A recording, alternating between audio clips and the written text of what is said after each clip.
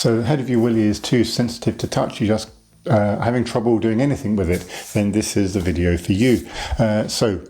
When you're young and you may be watching this, you just think, well, hang a minute, I can't actually retract my foreskin.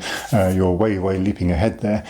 Hang on a moment, okay? So if you can't retract your foreskin, then there's an episode, I'll point to an episode at the end of this video, which will show you where you need to go. And for a lot of individuals, you might have what's called phimosis, which is normal when you're young, and that's where you can't retract your foreskin, okay? For the others, you may be able to pull back your foreskin and expose what's called the head of the penis, otherwise known as the glands of the penis. This is obviously just a sausage.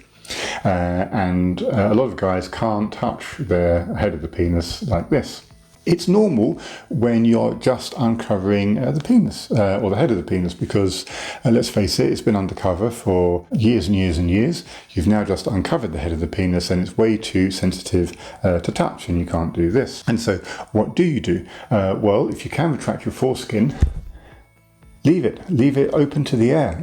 If you can walk around the house with not much on and allow the air to get to it, that's fine. If you can't do that, you can't walk around the house, then obviously wear loose-fitting boxers. Now some of you are going to say, yeah, but the head of the penis will rub against the boxers.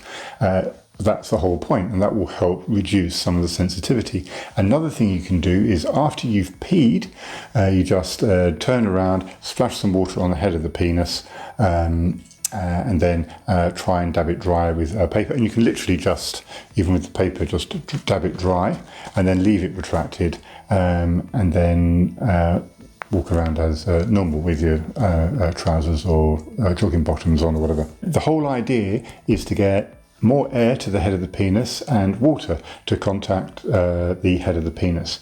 And the more contact it has with air and water, the less sensitive it will gradually become, because it toughens up the skin on the head of the penis, which is obviously very shiny and sensitive.